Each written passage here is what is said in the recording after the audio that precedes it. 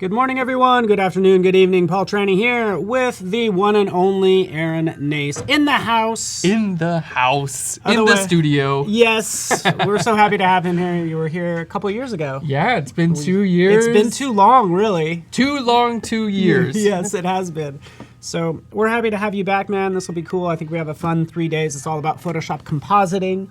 We have you for a couple hours this morning, Tuesday, Wednesday, and Thursday. And some other awesome designers as well. I don't know if you know some of these. Their streams. So good. I mean, yeah, I'm really excited about this week. So again, we have Aaron 9 to 11. He's gonna go through his intro here in a little bit. Ted Chin will talk about his contest and his work with Voodoo Val. Alexandria from Alexandria's Lens. She does amazing work as well, all around Photoshop compositing. The really cool work, man. I think everybody's going to be super inspired, and everybody is already in chat is already really excited. All right, to have you here. So Seth, my business partners. Let's do this. Let's do this. Yeah, Let's do this. Bring the family along. This is good to see.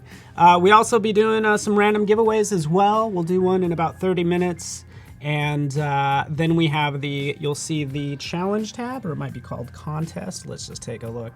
But basically, you can actually enter into this contest that good old Ted Chin is really kind of heading up, essentially.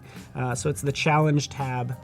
There's this little dream contest that I'll get into more detail later. But I'm too excited to have you here right now. And actually, there it is, right over there. I know it got a little weird with the screens there, but you can see challenge nice right zoom there. in action. You like that action? Yeah. I have no idea how to do that. Oh, I get Will to you teach give me you a tutorial something. on I get it to teach later? you something. Of course I will. It would be an honor because you know so much. Again, I'm into it. Aaron Nace from PHLEARN. I don't know how many videos have you done on Photoshop or videos in general? Do you know how many are out there? I have no idea. So I started in 2011 making videos, and at that time I was making 5 videos a week. Wow, that's no joke. It basically just took over my life. Yeah. And I did that for about 3 or 4 years at 5 videos a week. Moved down to 2, and now we're at 1 a week because we have a streaming service on PHLEARN.com. We have a pro streaming service where you can join and get access to advanced tutorials. And we released one of those in 2018. We've averaged 2 a month for the entire. So it's and we're talking about 5 to 15 hour tutorials. Wow. Teaching compositing, retouching, Photoshop, Lightroom, all kinds of amazing things. So that's where we're putting there's a lot of content. Yeah. And that's live streaming.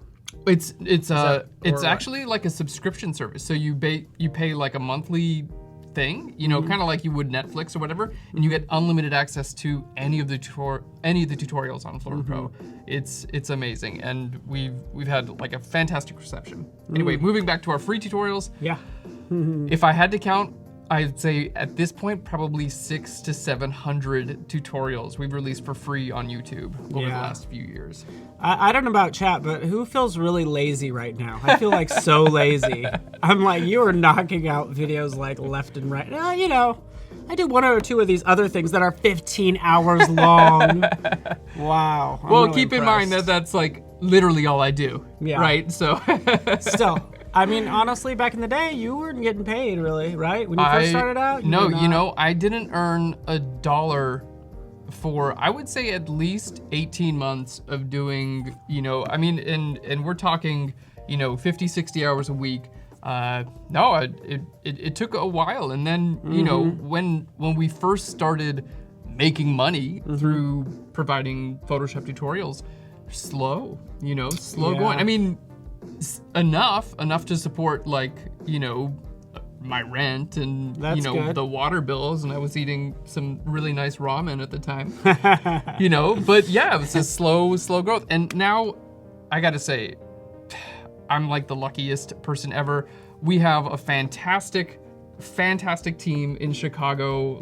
I feel every day I go to work, I'm just working with my friends. That's awesome. I couldn't ask for a better team to work with. It's just pretty much zero stress. Yeah. Yeah. But still producing a lot of work. You just described the perfect work environment You're being productive, but it's super chill, and you get to hang out with your friends. It's really the best. Yeah, I feel super cool. lucky to be with a team who can get a lot done and stay focused, but also like we're just having a good time. That's awesome. Yeah, super Well, good, lucky. man. Yeah, Good. You built that yourself, man. Super I've had happy a lot of that you're here. Super. We just want to like learn all we can from you. I know you actually have a little slide deck up little here. slideshow. Just give us all of it. Let's So do happy. it. So I'm super excited to start off with a little slideshow here. Reason being, we're kind of kicking off this compositing week, and you know, as our first broadcast of the morning and first broadcast of the week, I wanted to kind of get everyone in the spirit of compositing, and also kind of like wrap everyone's minds around the different types of compositing that we can do and the different applications with compositing. So before we get started, I'll just kind of talk about the plan for the week, or my plan anyway. I know you guys have got a lot going on. So my plan for the week is to break down different types of compositing on different days. So today we're gonna work with a lot of the fundamentals of compositing. We're gonna talk about like what to look for when you're choosing, for instance, stock images. Like how do you choose your backgrounds and how do you choose your subjects that you're gonna put into those stock images? And how do you make sure that the lighting matches and the perspective matches and the colors and tones? These are a lot of things. I would love to. I can't wait because I want to hear your thought process as you're even selecting images. 'Cause I Definitely. think that's important. You know, Definitely. you can only do so much if the image. It's hard to make the light come from an entirely other side of the image, right? And I would For say instance. don't even try. Yeah. You know, because that's, I mean, there are some people who I would consider wonderful painters. You know, some people, they can get a paintbrush and paint on a canvas and paint the light exactly how they want it. And some of those people can do the same thing in Photoshop.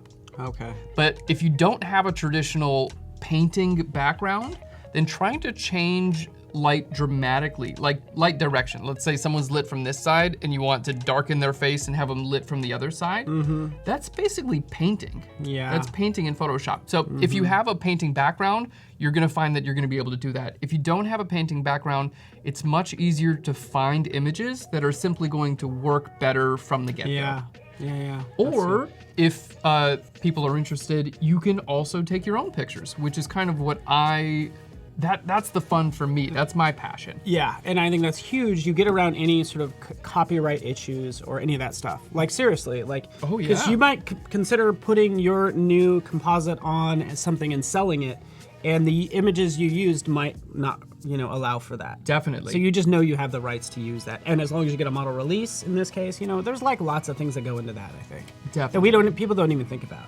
Yeah, there's quite a bit, and you're definitely right. I also feel that being a photographer, and you don't have to become a professional photographer, but taking your own pictures will also just open you up to even more creativity because you can do styling, you can work with wardrobe and hairstyles, and you can choose subjects that are going to convey the messages that you want to convey. And that's what I've enjoyed throughout my career is coming up with concepts and then building those pieces both in the real world and then coming together in Photoshop. So Yeah, throughout into it. yeah, it's just so much fun. So throughout these couple of days, we're gonna go through some of these processes. So today we're kind of teaching you how to kind of think as a compositor and what to look for in images. We're gonna be using some stock images today. And I'm also gonna show you some fantastic tips and tricks for cutting people out of their backgrounds, Oh yeah. including hair. And we're gonna do some complicated, cool hair stuff today. Okay, awesome. We're gonna be making that hair sounds good. from scratch. Uh-huh. in What? Photo- yeah, From it's- scratch? You're just it's- gonna grow hair? we- just gonna have just grow hair, huh? Any kind of hair that you want, we're Who gonna wants be able that? to make in Photoshop today. We're gonna show you how to do it. It's gonna be absolutely fantastic. Yeah, and for those of you watching for the first time joining us here, let us know. We want to give you a warm welcome. So let us know if it's your first time joining us on behance.net/live. Yeah, that's what I want to know. But this sounds awesome, man. I'm into it. It's gonna be fantastic. So that's kind of what we're working on today, and then we're going to be working tomorrow on the first type of compositing, which is known as frame compositing, which is a great place for people to start off. And that is the idea where your camera's kind of in the same place, and you take different frames of a scene and then put those pictures together. Okay. So, for instance, we've seen an image where like a version of me is sitting in this chair, and then I would be sitting in that chair also, like multiple people in the same image. So that's one type of frame compositing. Same environment. Same environment. The subject matter is moving or in different places. Okay, definitely, definitely. And there are many fantastic examples we're going to go over tomorrow with frame compositing, and that's just a wonderful place for people to start. If they're starting and they want to learn compositing, I really recommend starting with frame compositing, and we're going to talk about that all tomorrow. It's not only can you create incredibly realistic images, but you can also do this very simply. You don't need advanced knowledge in Photoshop, and you don't need advanced tools. You can do this with a smartphone. We love hearing that. That's awesome. It's fantastic. Thank you. Thank you for that. Just use a smartphone. And maybe have a friend. Like, you need a subject matter. Yeah, or a tripod. Or a tripod. You don't even need a friend. You don't even need friends. You need friends. We're thankful for all the new friends here, by the way. Yeah, Lisa's welcome, first everyone. time, Thomas's first time here, Nigam as well. Fantastic. We're here actually every week, Tuesday to Thursday, and join us as the subject matter changes, but it's always super interesting, as it is going to be today. So. Yeah. And then moving into day 3. Michelle. Hey, Michelle. Moving into day 3, we are going to be working on the next type of compositing, which is known as element compositing.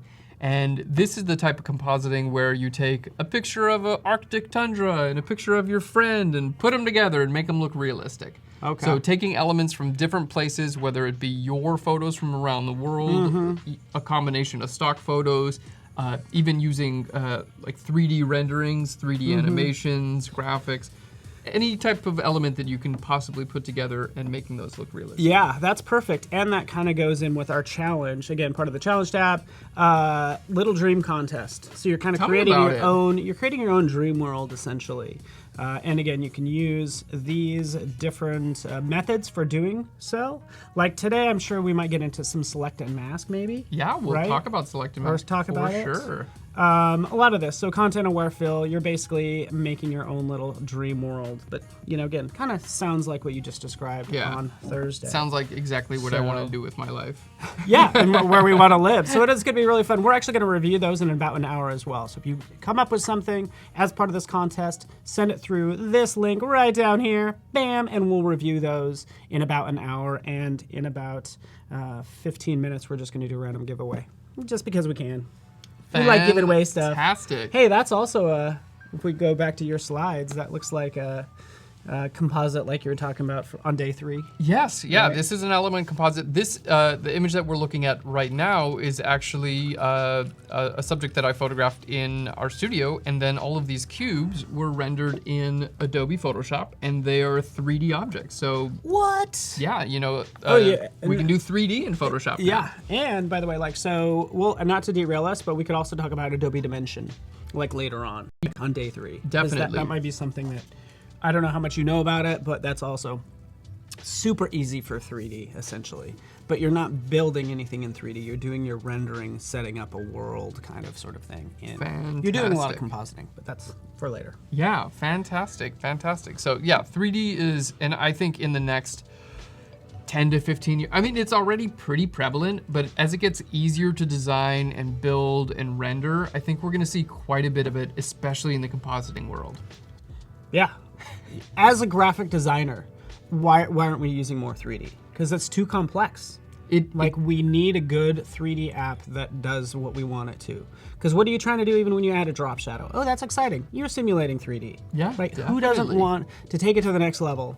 Think about even going from sort of cell animation to what, Toy Story and Pixar did.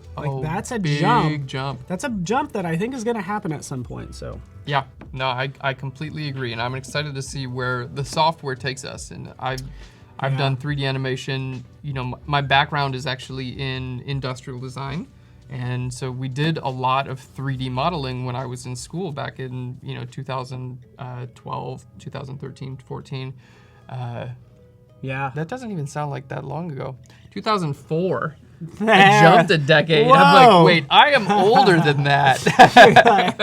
Wow, 2004. Yeah, jumped a decade. But yeah, back 10, 15 years or so, the technology was very difficult to learn, and it's come a long way. So I'm excited to see where things are coming in a few years. Yeah.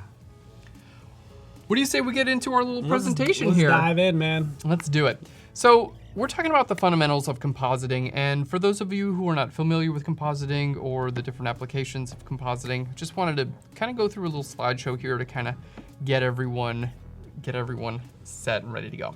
So let's go ahead and talk about what are composites, and most of these are going to be examples of my work. Some of these will be from stock images as well. So what are composites? Well, a composite is basically a combination of multiple different images from, can be from any different source. These can be from your same camera. These can be your camera plus stock images. That are these your images online. Back there? Yes. In the background? Yeah, this is one of mine, and we're gonna do a breakdown.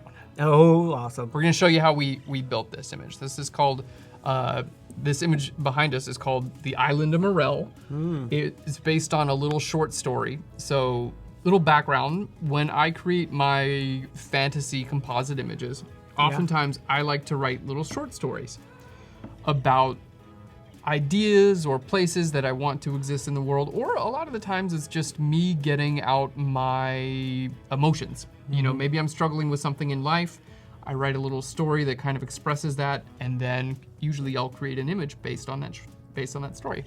So this little story is about a boy who shipwrecks on an island, and it's called the Island of Morel, and on that island there are witches that live on that island that are immortal, but they become immortal by taking out the life essence or the soul of whoever shipwrecks on that island. So I don't know what I was going through emotionally at the time. No kidding. I was deciding that this is what I wanted to make, but that's the little short story that went behind this image. So this is an example of frame compositing. Let's go ahead and break this image down. So we're gonna start off here with image number 1. Now, as you can see, our subject here is, just sitting over a young boy there. I wanted the idea of a soul. I wanted to create something that would look like a soul, and for that I thought about like a glowing blue light. Okay, so I basically, for anyone who recognize that's just a speed light, like a Canon speed light that you would put on the top of your camera, with a ping pong ball at the end and a blue gel in there and some gaffer tape. Oh wow. Okay, so just we're gonna get rid of that in Photoshop, right? So do whatever you need to make that. I just wanted to make sure that there was a small light in that space that was bright enough to compete with all of the other flashes that I was using. Because the window back there, this is actually shot in a studio. Oh, yeah. We just built this wall out, and then right on the other side of that window is just a softbox. Like literally, you're just looking into a softbox. But all this is in your studio. Yeah. Okay. This is in a studio here. So we're using flashes, and this little speed light here is providing a round glow of light that's going to wind up becoming the soul. So here's our first image. Next image, we just replace the subject here. So get a more, creepy looking image, Poor I guess. Kid. Yeah, look at that. Poor guy. And then we kind of add to it. So we remove the light source here, and then we're adding in multiple Could also be subjects. like a breath mint ad. There we go. That's a happier way of seeing it. Yeah. Like instead of his soul. Yeah, that's a happy way. Yeah, exactly. It's just icy, cool breath. Icy, fresh breath there. We're starting off on a pretty deep, dark note here. I love it though, and you're right. So basically, you kind of said, basically what I want to do. I know I could paint it in Photoshop and spend all the time, but you're like, I could actually just set this up, and this will get me really what I need, right? Exactly. So is it sometimes a combination of, what can I do in Photoshop versus like just taking a photo of a person in that, position? So in my opinion, the best results come when you can do everything that's possible in real life. So you'll see what we're about to create is a composite, but there's actually very little Photoshop going on in the composite that we're about to show here. What we are showing now, it's gonna come together. So if I can photograph something and put it into my image, I will. It's going to look more real. The Photoshop work is gonna be easier, and quite frankly, it's more fun. It's fun to do this stuff, right? Like I went to a cool old like costume shop and picked out this dress and like got a bunch of friends together and like we did, you know, different hairstyles, and I got to like work with this young.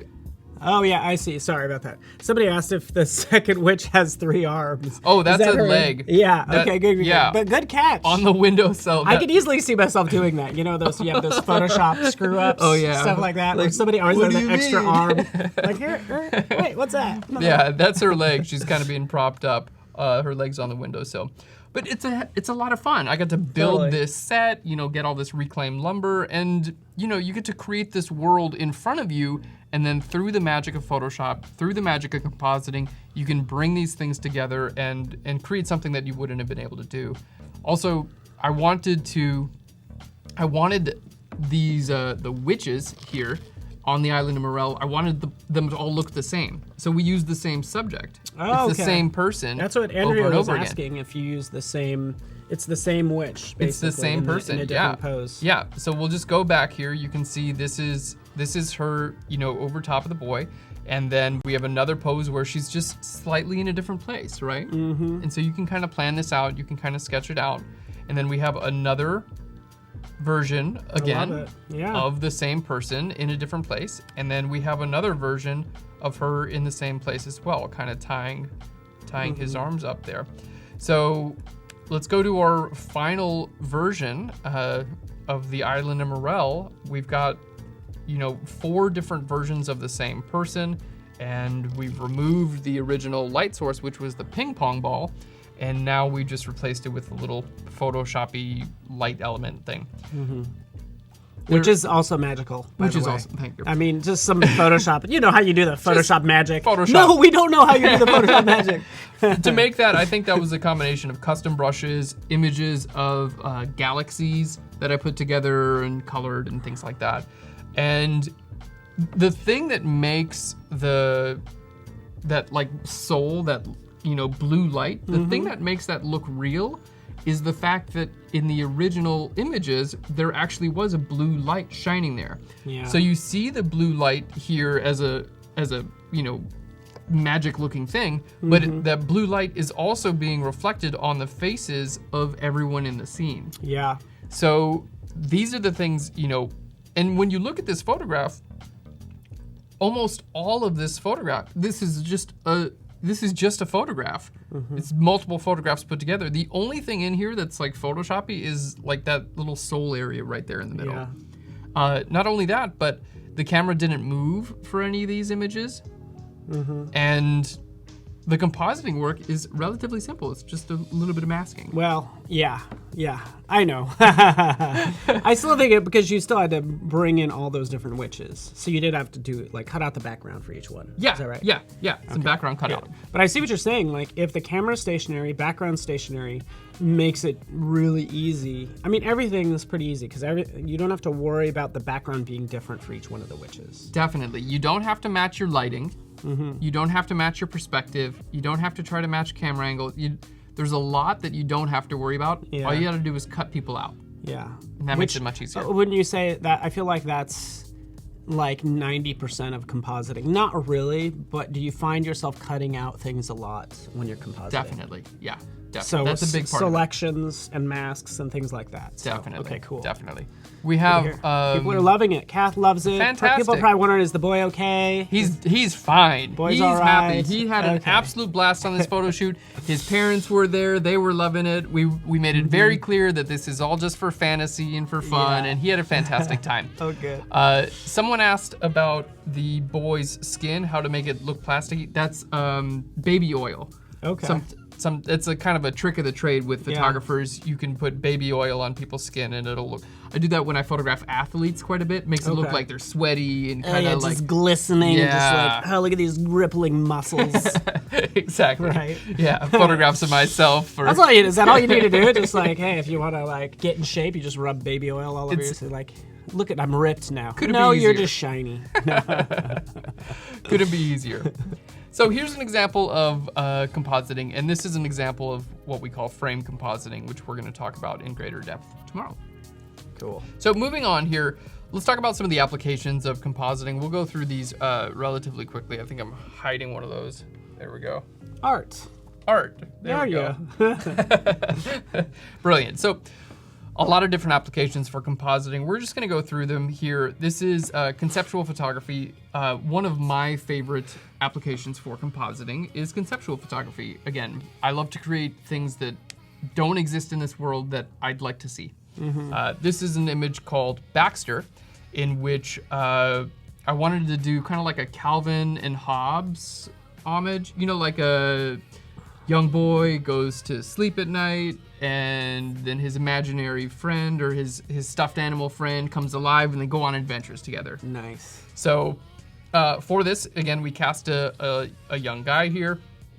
And then that little guy, that little furry guy in that picture, that's Baxter, and I actually made him. Wait, yeah? Yeah. Who's Baxter? Well, he doesn't really exist. Oh, I see. But, well, I didn't want to take like an existing stuffed animal and use that, right? Yeah. Because that's copyright, and also it's cooler if you make your own. Totally. So I made my own version of a stuffed animal that would be his best friend that would come to light, and they'd go on adventures. Nice. So this is our first image here, and then this is what it became. Ooh. So I photographed Baxter in the location as a reference, and then photographed him again in the studio using a lower angle from a wide lens. And here we are, basically, we can see our subject is, they're doing a little game of hide and go seek here. Okay. Yeah. I mean, this tells a story, definitely, just like the last composition did. There's a whole story going on here, which is awesome. I don't know the whole story, and I don't know if I want to know. Like, it's just a cool image, and again, creepy. People are wondering where it is. Yeah, it is in Bucktown, actually, in Chicago. Oh, yeah, wow. Brilliant. Seth. So, you know, and the idea here was, I don't know if I can zoom in here because this is a keynote, but if you look at Baxter, okay, I wanted to create like a big hairy stuffed animal thing, but I also didn't want him to look scary. Yeah. Okay, so if you look at his teeth, you'll notice one of his teeth is like chipped. Yeah. And I kind of made him fat. He's kind of got some pudge on him, you know, and his teeth are flat. Yeah, a lot going on in the mouth. He's got a lot of characteristics that kind of make him like, okay, he's a silly guy. Yeah. You know what I mean? He's good. not a scary guy. So, and that was a lot of fun too, to design this character and then photograph him and bring them to life for this final image. So, I love it. Again, many different types of compositing. This is the side of, I love to create stories through my images, and it's just one of the wonderful things that you can do through compositing. Yeah. Let's keep going here. We're gonna move a little bit faster now, because I've got some great Photoshop examples I wanna show you here. This is just a very practical application, you know, like a simple head swap if someone's not doing what they're supposed to be doing. Okay. Nice little practical application. Can you toggle that? Go back and forth? Hey, what are you doing eating already? It's prayer. It's time for prayer. Time for prayer. What Okay. are you doing? Do your thing there. There. Better. Yeah. And it's around Christmas time, so I figured this would be a good image for this. Just simple practical applications, head swaps, things like that. There are combining exposures, things like double exposures. In this case, this is like a quadruple exposure. People love that. They're easy to do. We have a tutorial on PHLEARN.com on how to do. That's like my brain on image. Fridays. Yeah, it's like non-existent. Let me go. Away. Let me go. So here we have our, first image here, just one photograph. And it's so fun to do this sort of thing because if you can capture a person's personality through double exposure, it's fantastic. In this case, this is a guy like, beard and kind of shaggy hair, someone you would imagine might be in the woods. So the double exposure kind of represents him as well. But, you know, if someone was doing a double exposure of me, maybe they would do like a camera or like a photography scene or something like that. This is Paco on the weekends, by the way. Totally. Right? Oh, yeah. Totally. Oh, yeah. I love it. Love it. So we've got Oh, yeah. What? Look, fireworks. What's happening, Aaron? What's happening? We're just doing a random giveaway. It's a random giveaway. Let's break time. It up. Yeah, let's do it. So just say something in chat. Say, hey, what's up? I'm new. Awesome fireworks, whatever you want. But that's how we know somebody exists at the end of your keyboard, because we're going to draw a name randomly for a special little giveaway, actually from Moo. I think it's a $30 gift card, which is great for the holidays, you know. And we'll pull that name. So that's all you need to do. You can do pew pew. I love that. So yeah, we'll just pick a random name and you'll get a $30 gift card. You can make that, I don't know, holiday cards or whatever. What's that? Video. Let's dive into the video right now.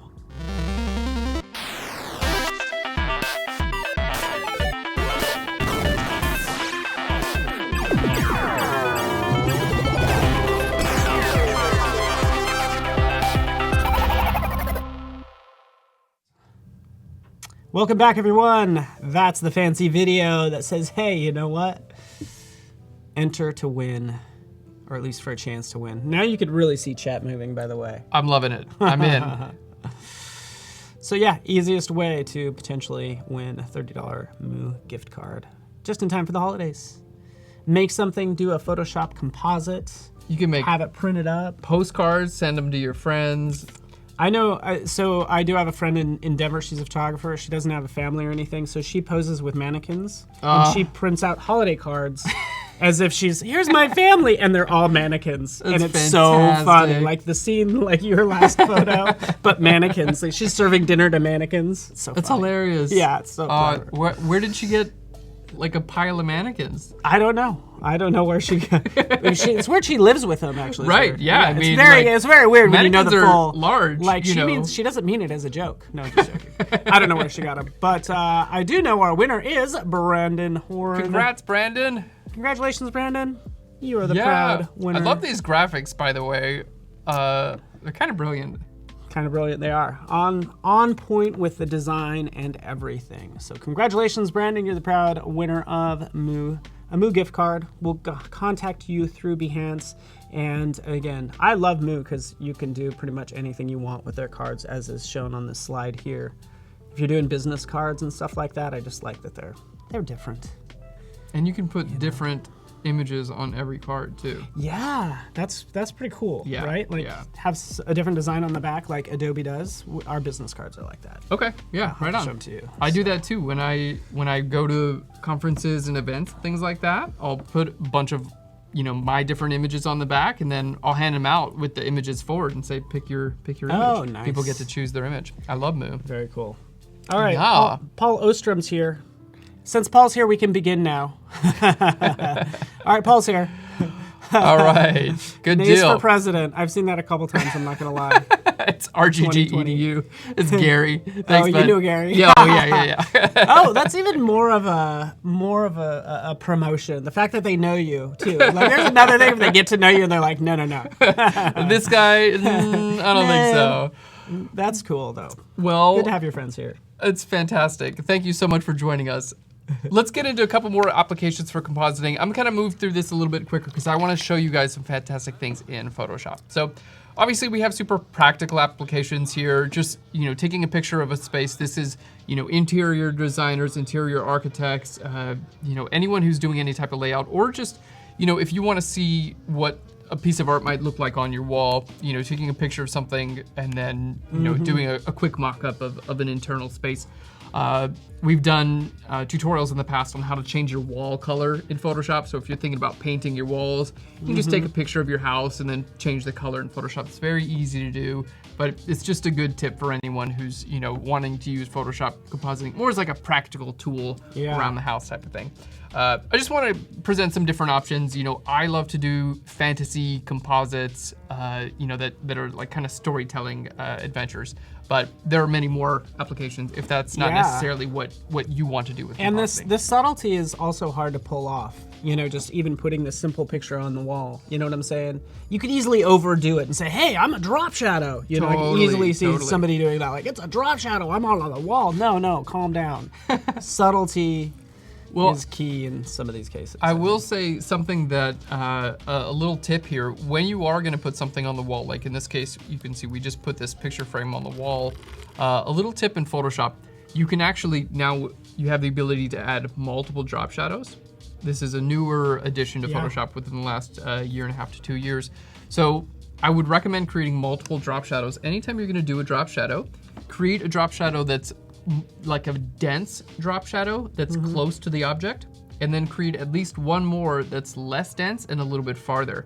So you have like, when you look at shadows, they tend to have like a core, like that area that like touches the ground or touches the wall, and then you'll have it kind of fading away is a little bit softer as well.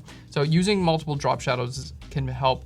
And then also, very rarely is a shadow black or gray. You're exactly right. Most of the time a shadow has color in it, and you can see here this shadow actually has, it's more of a brownish shadow, and I was able to use the shadow from the clock as an example to get that color in there. And it shows the two things you just talked about, because it looks like it has that dense hard edge right there of a shadow that's right close next to it. And then the larger one that also kind of trails off. Kind of trails off, exactly. And that's based on the depth of the clock there. So just a little tip there. We're Marie gonna do likes it. Good to hear, Marie. Thanks, Marie. Awesome. And we're gonna show you some, definitely show you some shadow work later on. So some compositing applications, location changes, photographing people in your studio or in your house and putting them in different environments. We're actually gonna use this as an example image later. That's good. Show you how to cut out. Because she would not be happy if she had to hike in heels. Let's face it. Well, I've definitely done that before.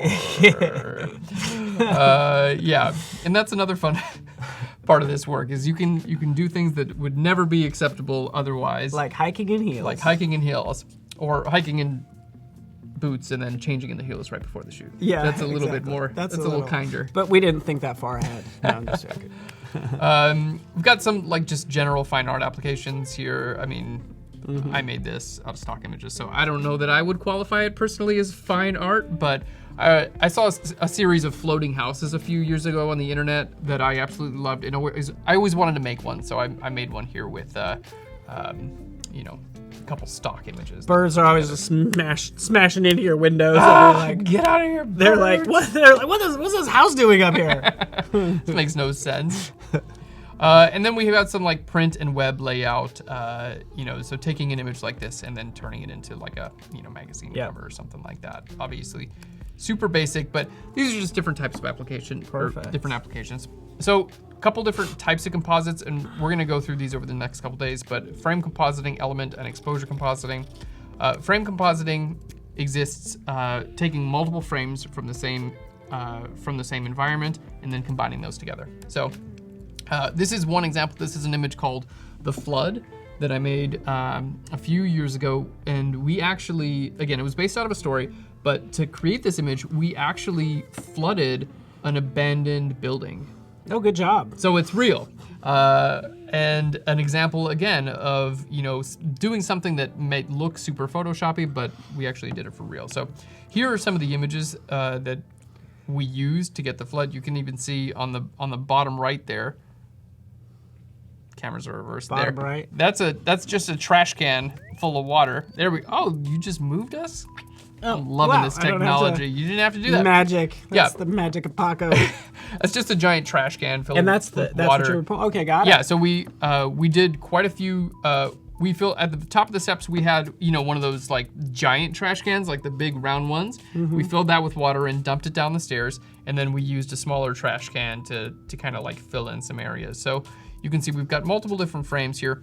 On the top left, we wanted to start off with a frame that would, you know, where our subject was not being covered in water, because we can, you know, get the facial expression that we want. You know, like she looks calm and peaceful.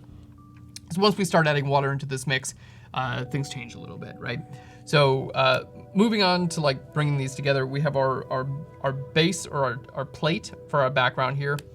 Then we move in, place our subject in here, no water. Beautiful. You know, we've just got a medium-sized softbox camera. Is there left some with sort a of grid. fan on her hair, or did she just kind of whip her hair around, or how'd it get like that? That was a lucky exposure. Just a gust of wind came into the building right at that moment. Because that's one thing you wouldn't think about. Like, I think once the water comes down, is there something that... Is there some wind? You know. This was just one of those made-to-be photos. It just worked out, you know? But to answer your question, we do a lot of that on set. We will do like a 5-in-1 reflector. We'll fan people on set to give their hair a little bit of a, you know, we'll do fans. If it's supposed to be a very windy scene, we'll even bring in like leaf blowers and, you know, large fans. We have them in the studio for that reason. And you see this in a lot of, Annie Leibovitz, for instance, she's a well-known professional photographer. She uses, you know, large like cinema fans that you would see on like a movie set. She brings those to almost every one of her photo shoots. Really? If you buy any of her books, you'll see these like giant round cylinders sitting around her sets. They're fans. Everyone's got their hair blowing in every one of Annie's photos. Because it always looks cool. I mean, you know, it does look I mean, you cool. know, you enter a building and there's a fan blowing and you're just like, and usually music playing. Oh yeah. Because you're carrying a Bluetooth speaker. So and your friend has a fan. Your friend's got a fan. Intro music with a fan. So let's put these together. We're just kind of looking through here. You know, you can see the little bit of the softbox here, but this is, you know, all of these are straight out of camera here, and we're just kind of combining these images together. So here you can see this is with the water kind of splashing down, and then our next image is back to the original version of our subject. And then we just continue to add more and more water. Here's the water from the ground, or from the bottom part there. That's my buddy Ed Frazier, by the way. Shout out to Ed if he's watching. And then composite that in. You can see the color doesn't quite match as much, so just a little bit of coloring and some finishing work, and there we go. That's our finished image of the flood. I love it. I love she's kind of like, oh, you know how your house just kind of sometimes floods. You know, that's what it's like. Yes, that's happening. Whatevs. That's what she's like. I love it. Whatevs. Yeah, and this to me was reprimanding a flood of emotions. I was going through an emotional time in my life. As many of us we gotta work that out of you. Do. I swear, the more drama you go through, the more we benefit. Like learning from it, like create something cool.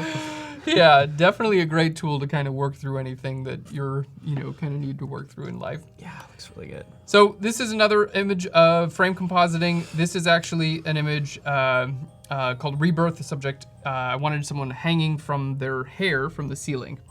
So here's a few different images we pulled together. Let's just go through these relatively quickly here. We're gonna move a little faster because, again, I want to do some more Photoshop stuff. But you can see how they all come together to create a final image where our subject is hanging from the ceiling by her hair. And then we've got some levitation examples. And we're actually gonna work on some of these images throughout the next couple of days. Yeah, so we've got some levitation images where we're bringing together multiple different frames to create levitation. So all these are examples of frame compositing. Next, we're moving on to element compositing. This is where you're taking elements from different places and putting them together. So in our element compositing, this is this image is these subjects were photographed in the studio and put in that background. So these are the images that were used to pull these this final composite together. You can see we've just got some background plates here. Photographed a tennis ball. We doused in lighter fluid and lit it on fire and took a bunch of pictures. And then we've got our subjects here that are like going to be holding the fireballs, but they are, as you can see, just photographed in a studio. And to put these together, we put our background plate together first. A little bit of modifications there. Brought our subject in, then we're able to bring in the existing shadow from the studio portrait. So we're not inventing a shadow here. We're actually, it's very difficult to do that. We're actually using the existing shadow from the studio, and we're able to use the existing light from the studio as well to really make that light glow happen on the ground. Same thing with our second subject. we bring it in, and we have our final image. And the things that sell the image are the fact that the shadow and the light play on the ground look completely realistic, because we use those from the studio shoot. A couple other types of compositing. I believe this was in the background of our presentation. These images were pulled together to create our final photo. I wanted to create someone underwater, so used like a fog machine, like a big heavy duty fog machine, to fill a room with fog. So you can see our subject here is surrounded in fog, and basically pull these images together. And you're on a ladder, right? I'm on a ladder. Yep, exactly right. I'm on a ladder. She's standing on one foot, and then in another image, we just kind of like bring her leg around there, so it looks like she's not standing on anything. And then these lights here that are in the photograph, these are going to become the lit up jellyfish. Okay. So kind of extend that out. This is actually, in that house, I had like a granite countertop. So it kind of looked like, you know, in deep water, like water has like floating little particles in it. Yeah. So on the left and right here, this is just photographs of my granite countertop. I would have never thought of that, by the way. You gotta get pretty creative sometimes, you know? Just like, what am I gonna do for this? And I'm like sitting at my table and I'm like, oh, this kind of looks like that. Perfect. You're like looking down. What am I gonna use for the deep sea? Wait a minute. There we go. Perfect. Right under my nose this whole time. Yeah. So then we start bringing in some of these, some of the jellyfish. These I photographed in the aquarium in Chicago. And you can see these take the places of light sources. Did you get model release form from this jellyfish? I'm just checking. Of course. Okay, good. Always cover very bases. sloppy. They're like, we don't have any limbs, so. No. There we go. Ooh, love it. Playing with some light. Love it. A little bit more light there. Some color work at the end. And do you then do this a we have lot, our by the way? final. Because I feel like I find myself doing this, toggling back and forth if you're like, between this and this. Oh, yeah. Do you like, friends, do you like this? Or do you like this? Do you like this or this? Right? Definitely. Because you almost need to kind of step away too sometimes. And That's a really great thing you bring up too, is I suggest whether you're retouching or compositing, anytime you're working on a piece of art in general, I would say taking routine breaks is a huge part of it, because you kind of get like in a trance almost with your images. Like you'll be like, oh, this looks great. And then we've all done it, right? We'll take a break, we'll come back the next day and look at it again, and we'll be like, oh my God, that looks horrible. What was I thinking? You know, and it's because you kind of get used to seeing an image one way. So I highly recommend whenever you're doing this type of work, take a break, you know, just hang out, go somewhere for a couple hours, or even like sometimes what I'll do is I'll text it to myself. Okay. And then like a couple minutes later, I'll look at it on my phone, because it's like really small on my phone. So I'll see the image as a whole, and it's a very different experience from looking at on your computer screen. Yeah. So that's good, just like in a different context too. Definitely. Like if you're like, oh wait, there's my image, and then you'll notice it immediately, like what the problem is. So if you're kind of hitting a roadblock or you're unsure, step away. Definitely. Show it to some friends, come back to it, sleep on it. Definitely. Okay. And I feel lucky to be able to work with a fantastic team of people. When I'm working on an image, generally we use Slack as like a communication tool. So generally when I'm working on something, I'll just send it on Slack to everyone and be like, do you like this version or this version or this version? And they can just kind of vote on things. And that's good. And that actually brings up a good point as far as the challenge. So you can see the challenge submission deadline. We have about 40 minutes. So just submit what you have. And by all means, you can use that challenge tab. But that's a good opportunity to like get your opinion on what gets submitted. If you need some fresh eyes for this contest. Yes, I can't wait. I mean, my heart is in compositing and image making, so I'm so excited to see these entries. Yeah, into it. Fantastic, fantastic. So let's just move on. We got a couple more examples here. This is an example called A Dark Force, which was kind of like my homage to Star Wars. Photographed all of these images you can see here wind up going into the final image here. You can see our subjects here are actually being, there's a leaf blower, that red thing right there. The guy with the staff. There's someone holding a leaf blower there, which is like kind of blowing their tattered threads and things like that. So you'll see we use this quite a bit. And all of these images wind up going into the final. These planets are like royalty-free stock images, basically. So moving in, we have our background plates that we start by basically creating a panorama. This is photographed near Moab in Utah. So just a beautiful area, the United States. Bring in like a little, I wanted to create like a little enclosure to be like, this is where these people live. Brought in these are actually just pictures of rocks that I color toned to make them look far away. So let's just go back up a little bit because you can see these far away buildings here. Let's just back up a little bit. If you see on this very top image with the blue sky there, that's the rock. Nice. So I just took that, color toned it, warped it a little bit, and that's what became that far away civilization.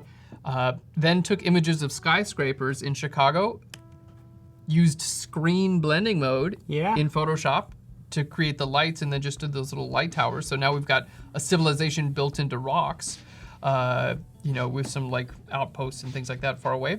We added some planets, and then we have our little animal here. This is actually a real animal, by the way. If anyone knows what this animal is, light up the chat because I have no idea what this thing is. I photographed it in the Chicago Zoo. This lives in Chicago full time. I think it's a relative of a goat, by the way, but I thought it would look great. Can you go back up to the original image? Yeah, let's go for it. So that's it there on the left, just standing in an enclosure. It's an interesting goat-like animal. Super cool dude. I thought he belonged on this planet. Yeah, he does. So we're moving forward here. We've got our goat-like animal, and here are our final subjects placed into the environment. Little tip here, I photographed these subjects standing on piles of sand. So when I brought them into their final environment, I didn't have to do any type of shadow work, right? They're not cut out for the feet. The sand is actually just blending into the sand in these images. Yeah. So that's why they look concrete. That's why they look like they're like well seated in that environment, is because they actually are standing on the side there, or standing on the ground there. Looks like we have guesses for a yak, or a large dog, or a wildebeest. It might be a yak, I don't know. Like wildebeest, sure. Water buffalo? Good guesses. Good guesses, yeah. So. Fantastic guesses. So again, in our last one, I've got some images by a good friend of mine, Josh Cripps. He's a landscape photographer, fantastic. This is just some exposure compositing here. Basically using tools like luminosity masks and HDR to combine exposures. So this is something that we all run into. Cameras are not that great at capturing dynamic range. So oftentimes your shadows are gonna be a little bit too dark, your highlights may be a little bit too bright. So using tools like luminosity masks, we're able to take multiple exposures, multiple processes of a raw file, and then bring those exposures together into a single image using masks based on light level. So I realized what I just said sounds incredibly technical. You're like, what did you just say? No, you lost me. Sounds a little bit technical. I get it. But basically what we're doing is we're able to bring back our exposures and create a final image that doesn't have any blown out highlights or lost detail and shadow. So here's a quick just before and after. This is the same image. By the way, this is not different exposures of the same image. This is actually just one raw file that has been processed multiple. Oh, you found it. That's it right there. Well, and I didn't find it. Nicole, I don't know if anybody else said it as well, but here we have it's a Sichuan taken is what I have, and it looks like it's that animal. That is definitely that animal. Yeah, that's that. Wow, it's amazing. Can we do a prize for whoever guessed that? We can ask the Adobe Live team. The thing is, I don't know who said it first, so I'd have to scroll through we gotta that. go scroll. Wow, amazing, Nicole! If you're the one, you are so good. You are so good. Even if you just use Google. Like, I'm into it. Yeah, what do you I'm Google? only as smart as Google is. Large goat-like animal. Exactly. That's a good Google. Googling skills. That's a good Google search. She said that it was at a zoo there too near her. Yeah, it's in the Chicago Zoo. It's in the Lincoln Park Zoo in Chicago. Okay. Nice. Which is just weird to think about because I live in Chicago and I'm like, there is a polar bear living in my city. You know, like when zoos are in city, it's just kind of weird to think about that. Yeah, Lincoln Park Zoo.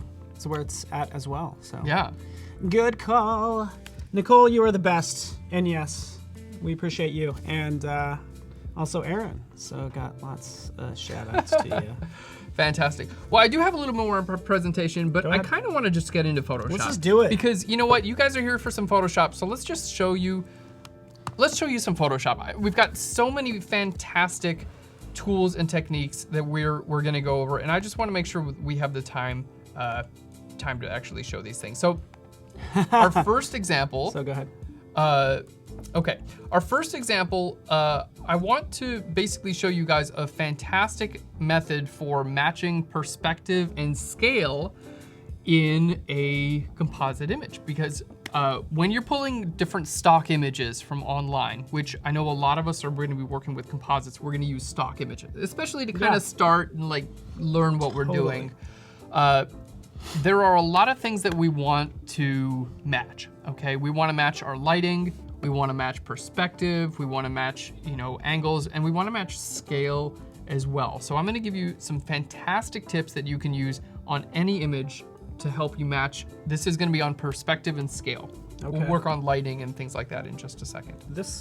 I know there's a building like this in San Francisco. This might be in San Francisco. Again, this is just a stock image. Yeah, I bet you that's... It looks a lot like San Francisco. I think I was near a building that looked like that last night, actually. We're in downtown SF, and I was pretty near that. Sweet. So let's talk just a little bit about perspective before we actually get into the Photoshop part of it. So when we see the world, we all have seen the image of like train tracks, right? That seem like they're converging, and the train tracks kind of like get closer and closer together as they get farther from you, right? And they converge to a place that's like basically called the vanishing point or the horizon. And it's this place where like if you follow perspective lines, they would theoretically meet in this place. Okay, so like imagine you're looking down a set of train tracks, you're looking straight down, obviously the train tracks are parallel the entire way down, but they're looking like they're gonna connect off into the distance. So that's your vanishing point, and your vanishing point is a great way to calculate perspective. Okay, so when we're calculating perspective, Howard Pinsky's comment is awesome. Aaron's dropping his perspective on perspective. Ah, good one. I'm digging that. Hey Howard, how you doing, man? Long time no see. So using perspective and using vanishing point, using our horizon line, this is a fantastic place you want to start. Okay, so let's go ahead and talk about a couple of things that you can gain from analyzing the perspective or gain from analyzing the vanishing point. So let's talk first about the horizon line, okay? Now, if I'm standing and I'm taking a picture straight out, okay? I've got my camera pointing straight out. My horizon is gonna be in the middle of the frame, okay? I'm taking a picture of the ocean where the line of the ocean, that's gonna be in the middle of the frame. Now, if I'm pointing my camera up, the horizon's gonna be on the bottom of the frame. If I'm pointing my camera down, the horizon's gonna be on the top of my frame. Pretty, common sense when you think about it, but you wanna make sure when you're pulling in multiple images together, and let's say you're using stock images, you wanna make sure that those horizons are as close to each other as possible to get your image looking realistic. Because, for instance, if you take an image of your background and your horizon is, straight in the middle, okay? And then you take a picture of your subject and the horizon is way up at the top, it means you're looking up at your subject. So your background's gonna look like you're looking straight out, but your subject's gonna be like you're looking up at your subject, and the changes of perspective are not going to look realistic. Okay, so that's one big thing to keep in mind. Yeah, and it could be sometimes hard to tell because you don't have that clear horizon line here, right? Exactly. So you gotta kind of like figure that out. So. Exactly, and I'm gonna show you guys how to actually calculate a horizon right now. It's actually really easy to do. So I'm just gonna use my crop tool real quick. Let's just zoom out. So with our crop tool, I'm just gonna add quite a bit of room to this image. Okay, we're gonna take this back away in just a few minutes, but with our crop tool, we're gonna add some space to my image. I'm gonna make a new layer and just choose like a very small, just a very small little marquee selection here. And I'm just gonna choose a color that we can see, okay? And there we go, just duplicate that. So I made myself a couple little guides here. Okay, now with these guides, what we're gonna do is we're actually gonna trace some of the lines in the buildings. Because this line here, okay, and this line up here for the top of the building, and the line here on the bottom of the building, those are just like the lines in a train track. Eventually, those are going to converge. So let's go ahead and move those to the place where they converge. I'm gonna just shrink them down just a little bit here. There we go. I'm gonna move this down, so let's just go ahead and move it straight down here. Control or Command T, and we're gonna rotate this around. Looks like we were corrected. It's it sounds like it's a building in Toronto. Toronto. On Front Street specifically. Sounds like Larry knows. Awesome. Man, this audience is so fantastic. They know everything. Right? I am Makes super our job into easy. it. Which is Yeah. like, hey, does anybody know what this crazy animal is? Why, yes. Yeah, why, yes. Or this building. We happen to know literally everything. Do you have any questions at all? Okay, so here's our example here using a simple perspective. Now, I didn't get this like exactly right. Let me just do a tiny little shift here. There we go. But you kind of get the idea that if we follow this line in perspective backwards and this line in perspective backwards, they're gonna converge somewhere around over here. Now let's just do one more so we can kind of see that all of these lines will wind up converging in the same place. And I'm just following this building, okay? Notice how these pink lines are literally just following the lines in the building. So if you're working with an image that does not have let's just bring that up there.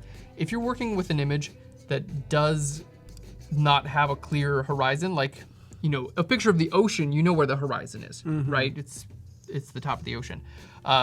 In an image like this, in an image like when you're working with a city, we can't necessarily see where our horizon is.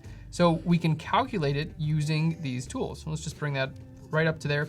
And we can see these all converge right about there, leading us to basically know that that's about where our horizon is. Yeah. So we calculated our horizon. Now, how do we actually use this? How do we actually use this horizon?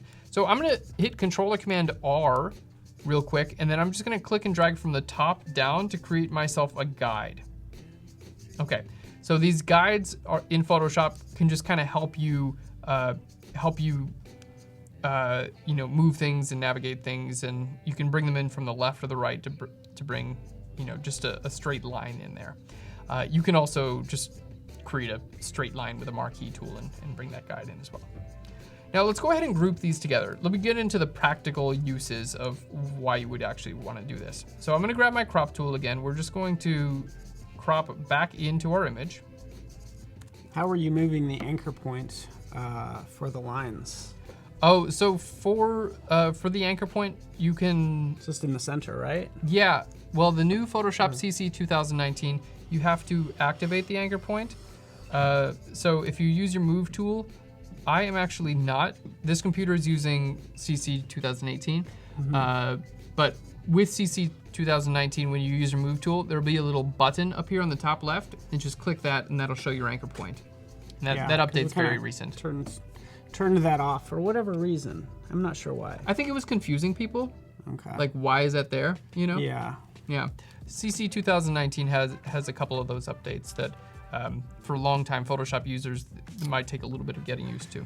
So, and Jaron, by the way, so ask about the red building if you follow the right with the angle change. Nonetheless, there's another perspective on the other side. So if this was a square, Yes. you could do the same vanishing point on the other side. Definitely. Are we able to see your screen, by the way? Because you've got a yeah. vanishing point thing coming up over here. buddy. Yeah. So I'm actually this is in Illustrator where I just like dropped in the image. Yeah. And what I did is I turned it on right over here. This is your perspective grid tool.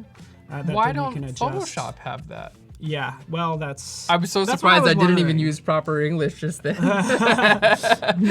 Why Photoshop no have? So good no this have. is. So Anyway, so that's what I was just playing with, is trying to angle this the way I want it, essentially. Yeah. And seeing what works. So that's what I was doing, dropping this in and then adjusting it. That's brilliant. Yeah. Well, we are here at Adobe, so I'm gonna make a formal request to add this tool into Photoshop. Well, that was my question that I was having. I was like, why isn't this? Could this actually be used here? So yeah. There is a similar tool in Photoshop called the vanishing point, but I kind of dig this one. So vanishing point, man, and I swear I have never used that. I was gonna do a cool demonstration here. There actually are some great applications for the vanishing point tool in Photoshop, but in this case, I have a little bit of an easier way to do this for you guys here. Okay, so to answer your question, yes. And if, by the way, if you were to follow these lines on the building, like this other building here, if you would follow these lines, they would go to the same perspective, okay? They'd go to the same vanishing point. So any lines that are moving backwards in, like, you know, away from you in space, they will all converge onto the same exact horizon. That's that's basically how perspective distortion works. Yeah, and is it safe to say if something's not looking right, check your vanishing points essentially. Make sure everything's existing on the same plane. Exactly, right. Exactly. So that can be used for a number of things. Now, the first thing that we're gonna show you here, now this is a super cool example. So we're gonna turn our guides off, or sorry, these pink lines. We'll just turn these pink lines off for now. And we're gonna keep this guide up. So everyone remember this teal line we have, this is our horizon for the image. Okay, now I've already cut this subject out of the background. And what we wanna do is we want to match our perspective and we wanna match our scale. So what I'm gonna do is, I've got my subject is rather large right now. I'm gonna go kind of into it. It kind of works, right? What we're gonna do is convert this to a smart object. So we're gonna right click and I'm gonna go to convert to smart object. Now, you can see my layer has a layer mask on it. So when I convert to a smart object, we don't have our layer mask anymore, but I can always double click here on the smart object and get into the layer mask if I need to. So no big deal there. And the fantastic thing about having this as a smart object is that if I decide to make my subject super small, let's hit Control or Command T, I'm gonna go ahead and make our subject really small. We're talking about 5% of the original size. I'm gonna hit Enter to commit, okay? Now, because she is a smart object, I can hit Control or Command T again, and I can go all the way back up to 100%, and look at that, we don't lose any resolution.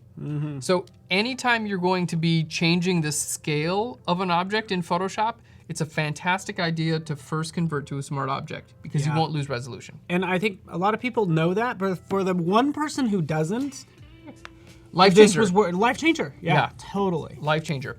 So let's talk about scale first, okay? Obviously she's not at the right scale. So what we're gonna do is choose something in our photograph that is going to be able to be used as a reference.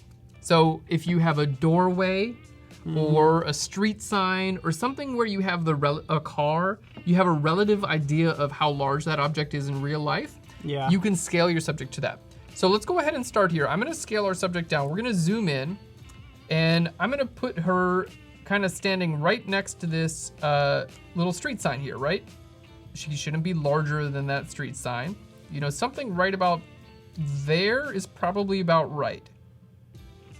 Doesn't have to be perfect, but probably about there, right? Maybe a tiny bit smaller. Yay, happy to help Jessica. She didn't know about smart objects. Yay, you're gonna love it. Fantastic. Good call. Fantastic. So we're gonna place our subject there, okay? So this is for scale.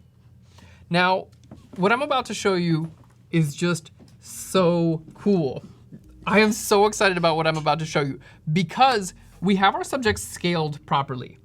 And we have our perspective, okay? So we have our perspective. We know where the vanishing line of our image is. We know where our horizon is, and she's scaled properly. So what we can do is I can scale my subject larger or smaller now, but instead of scaling from the center of my subject, I'm gonna scale from my horizon line. And what that's gonna do is it's going to make my subject shrink as she gets closer to the horizon, and it's gonna make her grow as she gets farther away from the horizon. So she's literally gonna be scaling in and out of our image. Yeah. And we can use this tool no matter where we decide to place our subject. She's going to be the correct scale and the correct perspective in our image, no matter where we place her. So let's give it a shot. It's going to be fantastic. Awesome. Angelus, Smart Objects new to them as well, and a couple of people, so this is good. Fantastic. Ryan as well. And then somebody asked, yeah, you can continue on. Okay, no worries. So let's go ahead and give it a shot. So we're gonna hit Control or Command T to start this off. Now, you do want to make sure you move your perspective point here. Okay, so we're gonna take our little, our control point rather, and we're gonna put this on our horizon. So let's just put that right there on our horizon. Now, when this is on the horizon, we're gonna scale from the horizon point, okay? So again, if you're using CC 2019, you're gonna have to turn on this little control point. It's up here in your settings when you hit Control or Command T. Okay, so I'm gonna zoom back out just so I can show you what's going on here, but we're gonna hold Shift to maintain aspect ratio, which again, in CC 2019, you do not have to hold Shift. And I'm gonna hold Option. And what Option does is it will scale about that point. See, if I only do Shift, it's just gonna be here. But if I hold Option 2, it's gonna scale about that point. Okay, so what we can see now is as I make my subject smaller and smaller, she disappears towards my horizon, towards that vanishing point. And as I make my subject larger and larger, she gets larger in perspective with my image. She's just strutting down the street. Bop, bada, bop, bada, bop, bada, bop. Work it. So not only that, but we now know, because she's in the right scale right there, she's in the right scale there, she's in the right scale there, she's in the right scale. No matter where we put our subject, she's properly scaled in this image because we're scaling her about the horizon. Alberto brings up a good question. Do we have to hold Shift? In CC 2019, no, because they changed the way the move tool works, the transform tool rather. In older versions, yes. Yeah, so the answer is yes and no.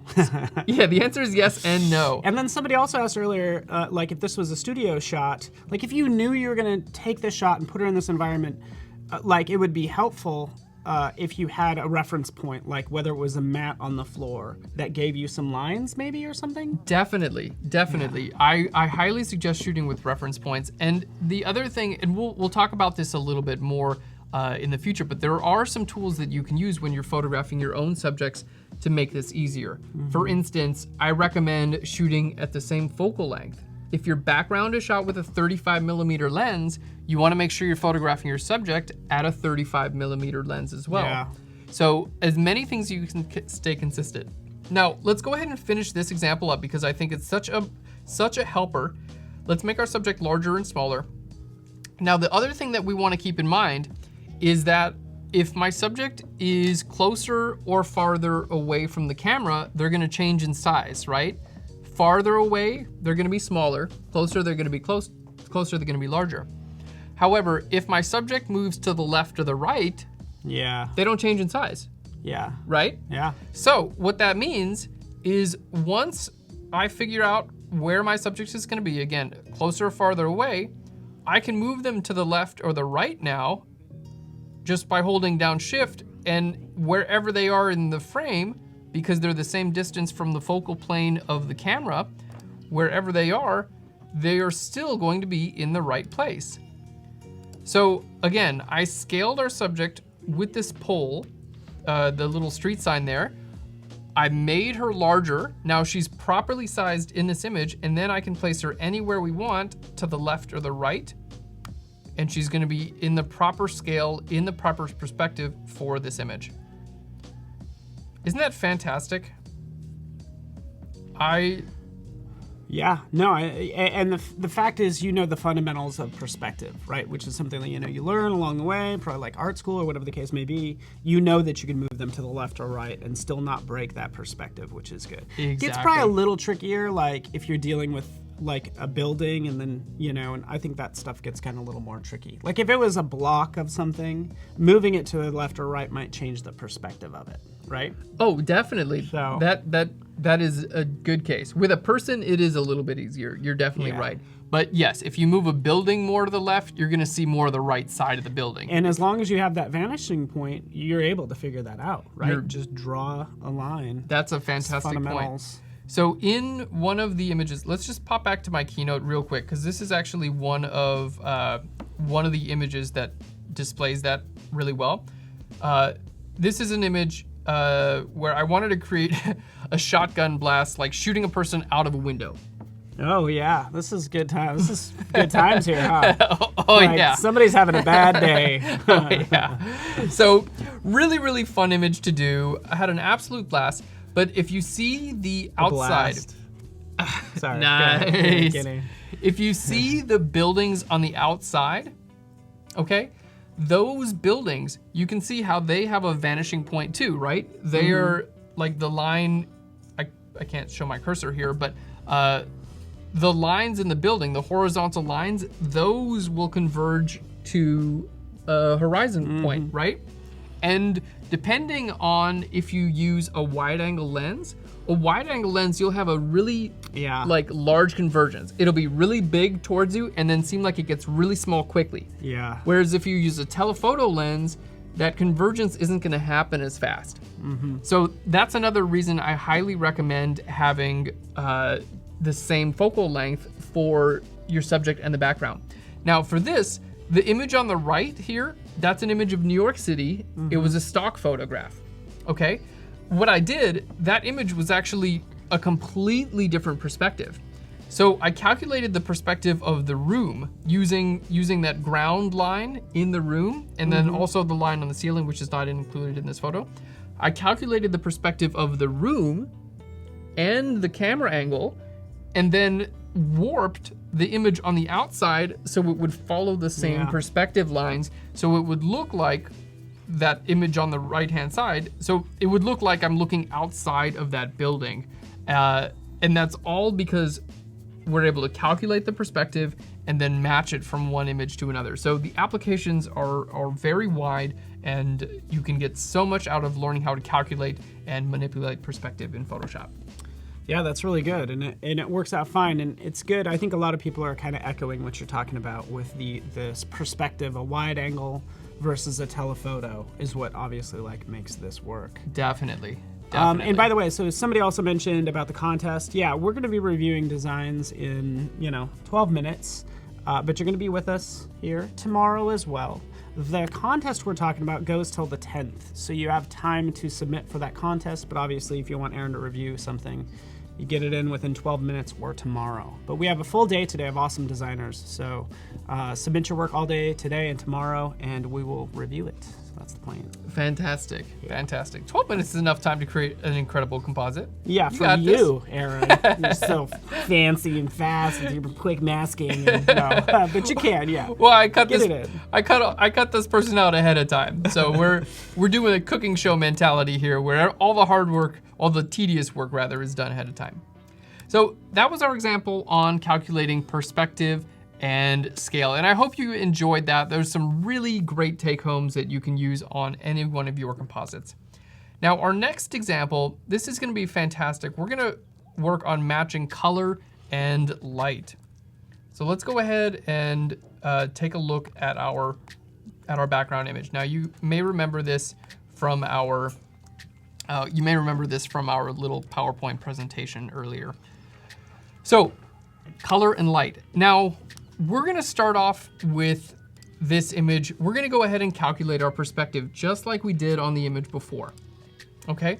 Just because it's a great image to calculate perspective, and I've got some great teaching points here for you, and now we know how to do it, so it'll be a good learning exercise. So I'm starting off by just using the crop tool to make my canvas a little bit larger. There we go. And again, we're going to fill this with a color. Yeah, Ellen, you're right. I think, Aaron, you did a good job of explaining things. Well, thank you so much. I appreciate everyone hanging out with me today, and Paul and the rest of the people from Adobe. This has been a fantastic broadcast so far, and we're gonna have a great week together. Alrighty. It's rarely that you ever use the horizontal line selection tool, huh? Right? Is it even, you know, the single row marquee tool? I tried to find it. File this under things that I never use. Right, but I'm sorry.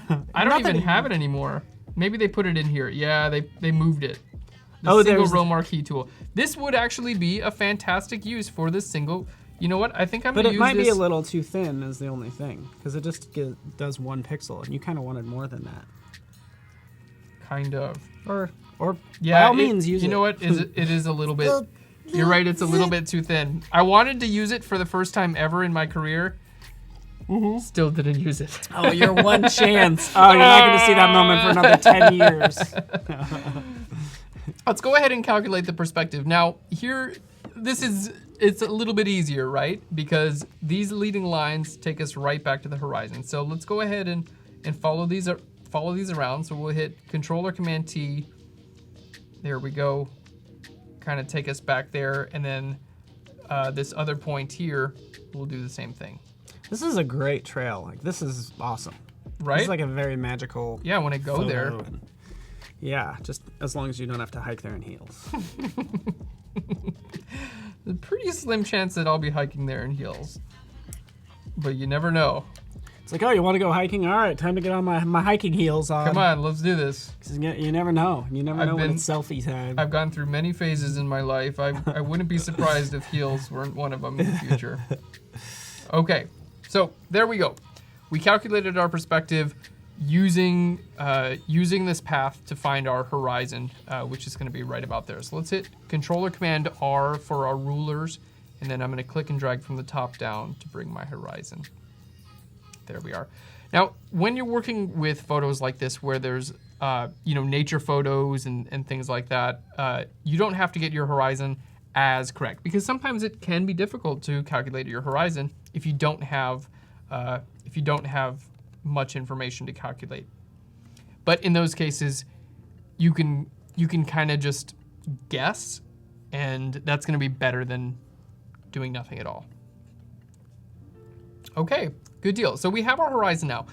So this lesson, let's just go ahead and group these two together, make that invisible. We've got our horizon. We're going to talk about matching perspective, and we're going to mostly work on color and lighting.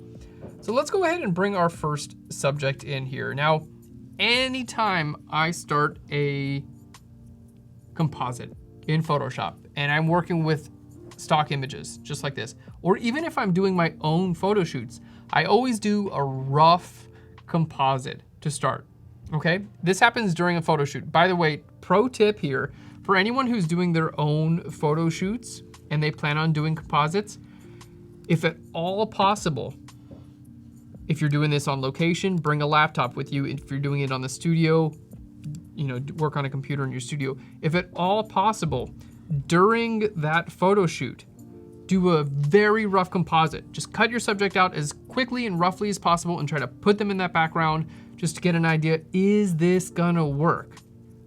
Did I get my perspective right? Did I get my lighting right? Try to do that during the photo shoot. That way you can make those adjustments during the photo shoot and you don't have to wait until after to see if it actually works. Yeah, that's good. And by all means, you can use like Adobe Stock. Use the preview, the watermarked images, just to put something down. And it's good. You could say, hey, model, this is what we're going for. Everybody's on the same page. Definitely. Like that's a fantastic point. That's a fantastic point. So when I'm using stock images, I do the same thing. So for instance, I want to put a subject in this background. That's my goal, okay? So I'm going to take a look at this first image. And, in my mind, okay, subject, standing, perspective looks okay. Let's go ahead and calculate the perspective of this subject, okay? We'll calculate the perspective of this subject. And again, there's not a ton of calculation here, but we can kind of just guess it's probably right about there, right? Like, yeah, kind of where things disappear. So that's probably right about there. Okay. So if we wanted to match the perspective of our subject and the perspective of our background, our subject is going to be right down there. Okay, so a little bit too low. Now we can go ahead and we can make our subject a little bit smaller. And again, see, I'm doing this about the perspective, so it looks like she's Holding down the Holding down, at this case, because I'm using CC 2018 on this particular computer, I'm holding down Shift and Option. However, if you're gonna use 2019, just hold down Option. So as we scale our subject, you can see she's kind of going back there in the distance because we matched up our horizons, and there she goes. So perspective looks okay. So let's go ahead and put her about the place we might think we would want to put our subject. And we're gonna do a rough cutout here. Ooh, what are you gonna use? I'm gonna use the lasso tool. Okay. You're like, what? You're gonna use the lasso tool? You can use the lasso tool. Or did you want me to use something? Oh, I was gonna say, select just the magic wand. Okay. And click and then select click subject. up here and go select No. mask. Oh, Cancel. just don't even do that. No, go to right next to it. Select subject. Select subject. I just want to see what happens. I also want to see what happens. You're welcome. Look at that. Well, it only does so much. Definitely does enough for what we need it for. But is that not magical? That is magical. I have to say, I didn't even know that was a thing. I know, man. I had no idea. Yeah, well, we snuck it in probably 6 months ago. And since it wasn't part of we did show it at Max, but I feel like we snuck it in there. Fantastic. So I'm not even using CC Adobe 2019 on here. Exactly, yeah. So mind blown. Yeah, that's pretty cool. Okay, now I will say for high-end refined selections, you're gonna wanna go in and refine whatever you got here. However, for what we're doing is a very rough composite, this is perfect. Absolutely perfect. So with that selection, we're gonna go ahead and just click on our layer mask, okay? Now, I'm gonna go ahead and just paint in a little bit of our ground here because we can always do work on the ground to make it blend in. Like if we wanted to, we could take this existing grass and make it look like that gravel. We just darken it up, change the color, change the contrast, and then retexturize it using frequency separation. Sounds not that easy when I actually say that out loud, but we could definitely do that. So what we have now, let's go ahead and analyze what we have now. And again, this is a very rough composite, okay? What we have now is an example of, is this going to work? So at this stage of the game, that's all I'm asking, is this going to work? And what I see here is you can always make a subject lighter or darker. That's not difficult to do. You can change the colors. That's not very difficult to do. But changing the intensity and the direction of light, those things are tough. They're tough to do. So what I'm seeing is our background, and I always recommend starting with your background. Huge tip there. If you can start with your background, you're gonna know what you need to do with your subject. Okay, so let's take a look at our background. We have a pretty misty, foggy day. Okay, not only that, but we're in the woods, so we have a lot of cover overhead. So the lighting, would you describe this as hard or soft lighting in the background? I'd say soft. Soft, yeah, definitely. You've got mist that's diffusing the light. You've got trees, you've got real soft light. Now, what would you say, let's just move this over so everyone can see at home. On our subject, do we have hard or soft lighting? For the subject? Yeah. I think we no, we have hard, with those, the bright light, highlights on the dress. Yeah. So what we've got here is a difference of light quality. Our background is soft light, soft and diffuse. Think of like a cloudy day. Our subject has hard light. Think of a sunny day. Hard light, hard shadows. Now, if we try to put these two together, it's not going to work. Oh, interesting. Because the light that describes my subject is totally different from the light that describes my background. And because these are so separate, even if I change the colors, if I change the light levels, because she's got light hitting her that is not coming from the background, right? Where would this light be coming from? I have nowhere. Nowhere. You would have to cut it out. You have to cut it out or change it or something. You'd have to change quite a bit. Not only that, but she's being front lit here, right? Yeah. So because we're looking at a diffused soft light image, she should have diffuse soft light on this part of her dress, and the light should be coming from mostly overhead as well. Yeah. Yeah, So- like an ambient light overall. Definitely. Like, it's definitely ambient light. Definitely. So for those of you watching, this is just a fantastic example. You want to make sure the light quality in your background matches with the light quality of your subject. And the closer you can get those to match, the more realistic it's going to be. So as it is, what I would get to this point in a composite and say, I need to choose a different subject.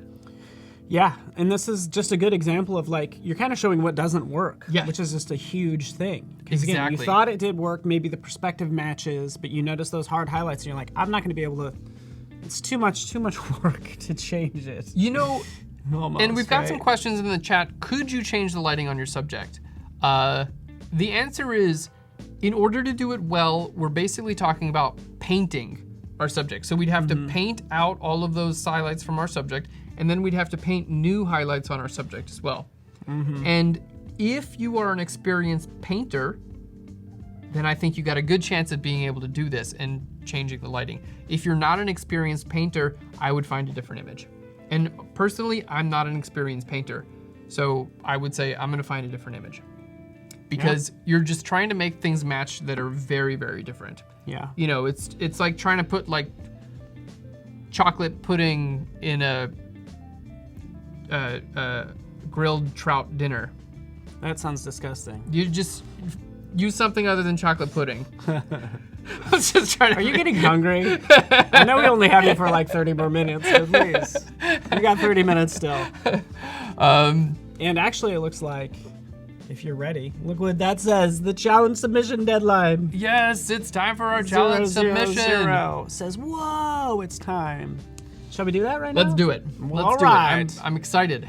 So just to recap what we're talking about, there's the challenge tab, and it's all about, if I click over, sorry about the inception going on, under this challenge tab right over here to recap, create your own dream world and share it with us. So here's some features that you can use, and then just submit through this link. And that's actually where I'm going next, because right over here, this is what we have submitted. So we'll start at the bottom. Okay, and keep in mind, we're just gonna review these just for fun. There's no like giveaway or anything. Just enter the contest is what we'd say.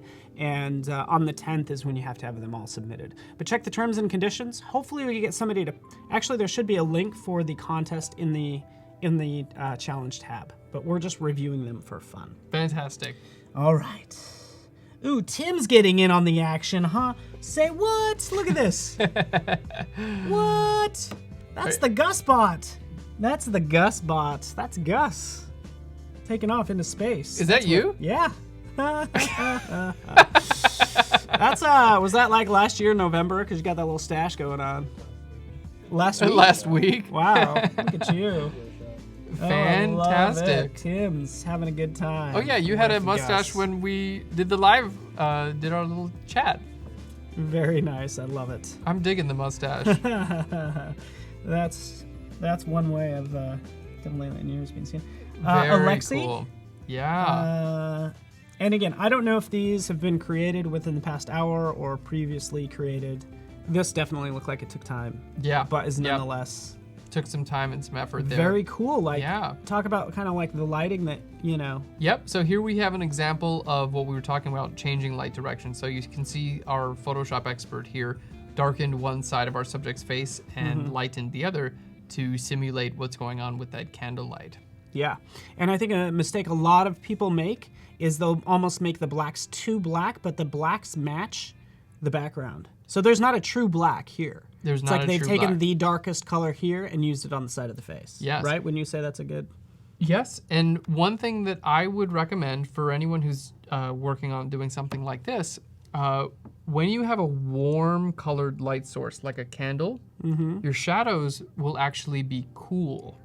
Yeah. So your shadows will actually be a bluish color, and the opposite is true too. If your light source is a bluish color, your shadows will actually be a warm color. Shadows tend to take on the opposite color of the light source. Yeah, yeah. So it's a good tip for those who are compositing and doing lighting work like this. And for anyone who's interested, by the way, I would recommend reading books on just painting. You don't even have to paint. Oh, but totally. like a good beginner book on painting, light and shadow is Yeah. a fantastic way to help you understand. And that's where I've learned a lot of my so good. techniques is from reading books on painting, classical painting. That's good. It's like in art school, you weren't allowed to buy black. You always had to mix it because you knew nothing is really black. It's just a mixture of these other colors, and you had to mix it yourself. Definitely. It's a great point. Oh, Summit Biswas. Cool. Nice. We have a so many, floating levitation. It's into Very it. good. So we've got our vanishing lines. We got our perspective that we've been talking about there. Mm-hmm. Fantastic. Into it. Hopefully, just keep an eye out for traffic there if you're going to be hovering in the middle of the road. Or no, Sisbo. Yeah, super wait for cool. I'm loving this Oh, runaway this steam looks 3D engine. too. Does it kind of look? It looks definitely composite. I don't know. Yeah, we've got some motion blur going on there. Mm-hmm. Fantastic. Loving the image. Some fire Yeah. belting out the top with some smoke. That's a pro tip there. Like you said, the motion blur. We have motion blur here. The blur kind of like probably has to maybe match. I don't know. Not the spinning of the wheels, but the ground's moving pretty fast. Do we see this? We probably don't see the same movement on the vehicle because it's not going. It depends It's on... not static and standing there. Right. It depends on how the camera, in this case, would be moving in relation with that object. Yeah. So if that object is moving faster than the camera, then you would have some blur on the object as well. But if the object and the camera are moving at the same pace, there would be no blur Yeah. on the object. Very there. nice. Love it. Very love the composition. nice image. Like a lot of these really strong compositions, which we haven't even gotten into We yet. haven't even touched on that. And apparently we don't need to because everyone's nailing it. Yeah. I mean, very strong. Look, I love how. I want to be there. Yeah. That could be me and you. Just Holding, sweet. holding hands. This is us when we do our chat and win giveaway. Yes. Because there's fireworks in the background. That's what it's like to us. Oh, we're gonna give away something. That's fantastic. I love this, and what a beautiful dreamscape type image. I've been down here, this water, and it's very nice. That's what I'm into with composites. Let's make something that's cooler and more interesting than real life. We have quite a few to go through. Real life's pretty interesting too. He's like, hey girl. Hello. Hey girl, what's up, girl? I met you on the streets of Paris. And he's like, I'm a spy. There's somebody following you. We got to get out of here. Yeah. This is like something you would do because your images like definitely tell a story. There's something happening here. There is a story here, which is very, very nice. Love it. Yeah. Classical. Yeah. Nice lighting. Good job. Great job. That was Beth Page. Man, such amazing work. Sherry Sherman. I don't know what's going on here. I'm not sure but it's either. Good times. It is. I'm having a lot of fun. Yeah. I think that was the That point. makes me laugh. That's awesome. Let's go into another Sherry Sherman. Yeah, very cool. Like a double exposure type of effect. Oh yeah, deep thoughts here. Yeah. That love was this. all of my teen years right there. Lots of I don't know. Lots of feelings in there. Lots of feelings knocking around. I'm just a giant ball of emotion over here. Samuel Reyes, Killing Them Softly. Nice. This looks like an album cover. Yeah, total album cover. Yeah, I'm into it. Great composite. Yeah, it's very cool. Fantastic. Gordano Fronte. Nice. Sorry, Another I'm like clicking for it's a large version. Like a fantasy type of. You just hope that thing never goes out, 'cause, man, freaking, how many designers will it take to change that light bulb? You know, it's so huge. At least 3. Oh, look at this little lighting on the face, though. No, I mean, nailed Subtle. it. Yeah, I think also how reflective is the snow too? Like, you know what I'm saying? Like, you know, think about that. It's going to be different than a tree versus snow. That's a very good point. So, yeah, it's great a very job. good point. Fantastic. There's so many great entries here. Yeah. Alex Garza. Nice. Reading a book. It's kind of coming to life. Is that a Star Wars book that he's reading? Ooh, fun. Do I see a TIE fighter in there? Yeah. And what is that ship called? Are there any Star Wars? Yeah, isn't that a TIE fighter? Now, that one is not a TIE fighter. That's the Rebel Alliance. X-Wing? I think that's an know. X-Wing. It could be an A-Wing. There's a good chance that someone in the chat knows exactly what that is. Yeah. What's that? Voodoo Val. X-Wing. It's an X-Wing. X-Wing. Where's Voodoo Val? Voodoo Val's coming up next with Ted Chin. That's going to happen in probably about 20 minutes. So everything is on point here in general. Yeah, we can go on and on. Let's go to this next one. Ricardo Ferreira. I'm loving it. Sorry. I gotta- Using loading the large res. cars as skateboard wheels. What are those called? Roller skates. Using Yeah. cars as roller skates. Look at a little. Your little camera. Reflection. Got the reflection going.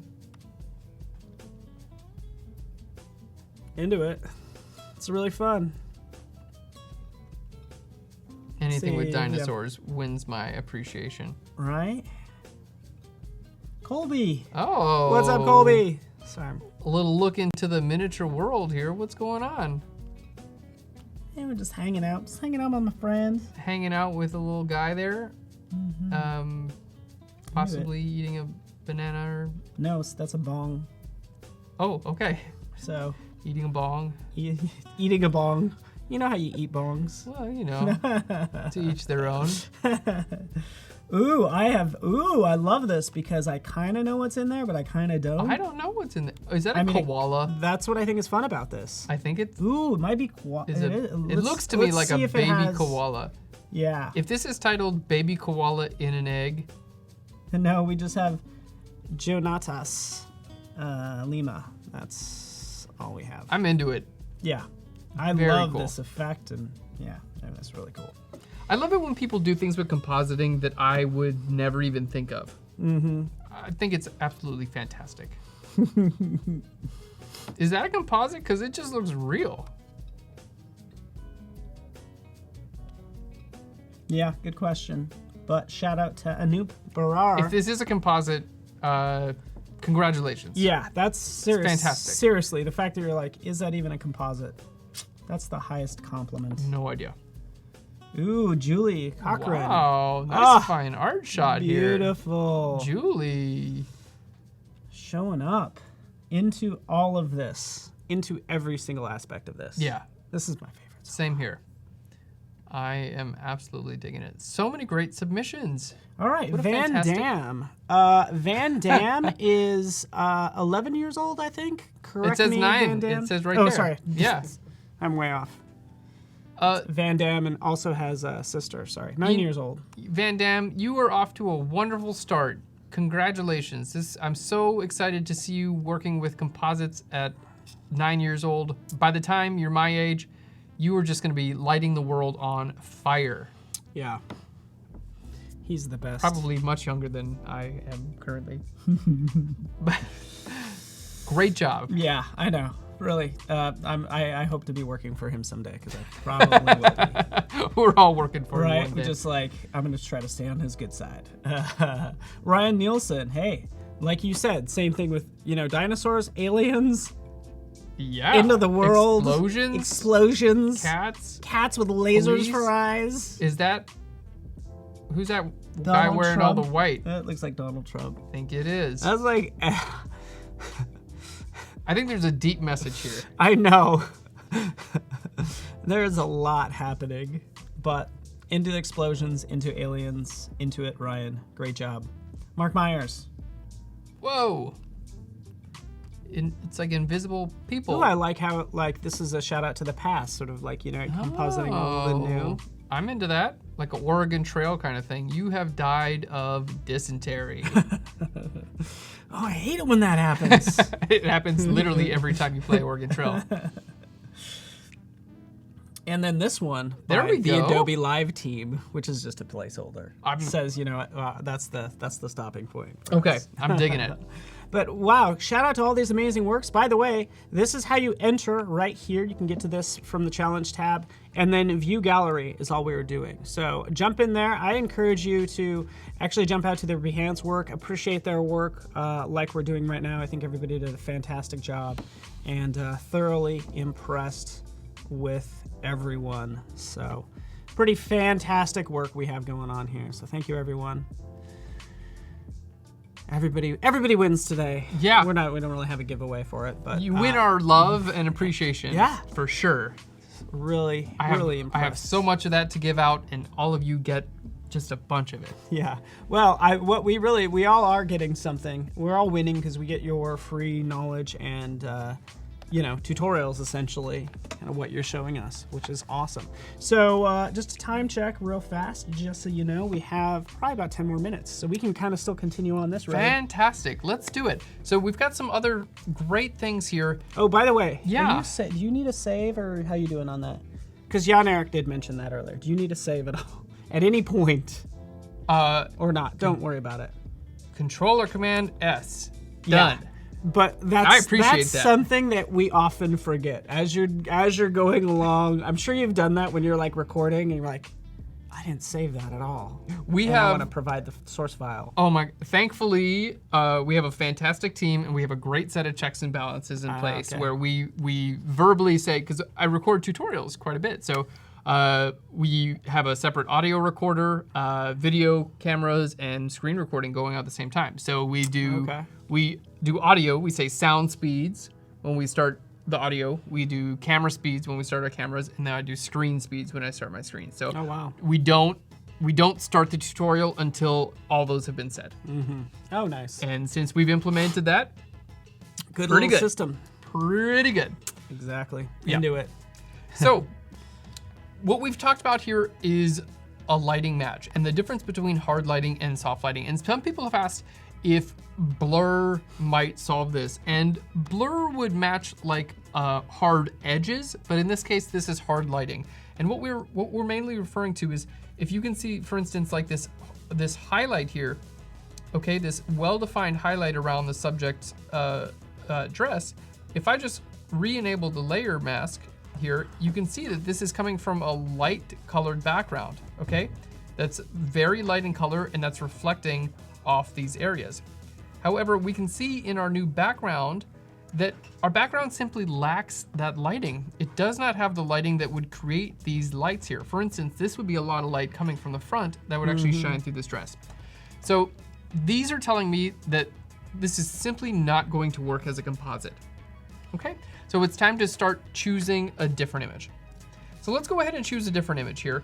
Now, this other image, I like this quite a bit. And our lighting, would you describe this as hard or soft lighting? Oh, definitely softer. Looks like a kind of a cloudy day. Yeah, soft lighting. So we're taking one more step, right? Our lighting is gonna be a little bit softer now, so we got a better chance of this working. Okay. Okay, now what I'm gonna do is I'm gonna go ahead and calculate our horizon, okay? And again, we don't have buildings in this case, but we're just gonna kind of guess, right? It's probably right about there. Doesn't have to be, we don't have to nail it. Doesn't have to be absolutely perfect, but it's probably right about there.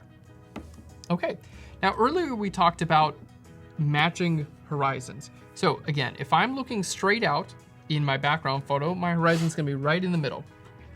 Now my subject, I want that to match pretty well also, because if I'm looking down, my horizon's gonna be up, and if I'm looking up, my horizon's gonna be down. So we can see here, this photo of this subject, my horizon's at the top of this frame, which means that I'm actually looking down on the subject.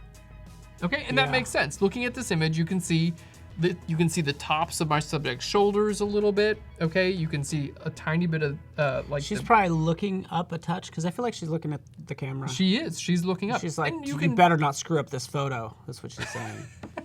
You better not make me look bad. This Or put me composite you better not put me in a better scary work. forest. Yeah. No. And you can see in the image that we are in fact looking down at the subject. She is looking up back at the camera. So what all of this means is that because we're looking down at my subject, we want to choose a background where we're also looking down at the background. So we would want to match that horizon. So let's go ahead and we're just going to go ahead and put these two together. So again, I've got my horizon for my subject. And remember earlier we created our horizon for this image, okay? So if I match those two together, you can see now my subject is really, really far down in my image. Okay, so this is already telling me this is probably not going to work. The lighting in this case actually totally would work. Yeah. Okay, but my perspective, because I'm looking down at my subject, that's not going to work. So let's go ahead and do a transform, Control or Command T. We're just gonna take our control point, move it right to our horizon again, okay? And we're gonna hold Shift and Control or Command. So this is about, like you can see, as I move my subject back in space, she's moving with the perspective of the image, but because she's so far, because we're looking down at the subject, basically, she looks as though she's a really small subject.